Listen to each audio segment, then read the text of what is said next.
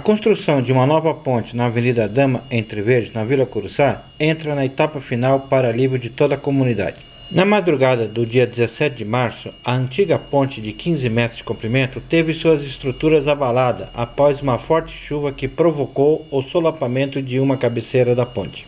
A nova ponte da Avenida Dama Entre Verdes será construída com 14 metros de largura e 22 metros de comprimento. Terá 7 vigas de apoio e 2 vigas transversais, conhecida como guarda-rodas, todas com capacidade de suportar até 28 mil toneladas. Para instalar todas as vigas de concreto da estrutura da nova ponte, foi necessária a ajuda de um super guindaste com braço hidráulico de 30 metros de altura. Para montar e preparar este guindaste, foram necessários 8 horas de trabalhos.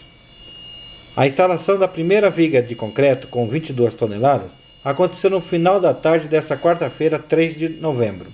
Ao todo, serão instaladas 7 vigas para a sustentação de toda a estrutura da ponte. O prazo para a conclusão da ponte e liberação ao tráfego acontecerá até o final de novembro.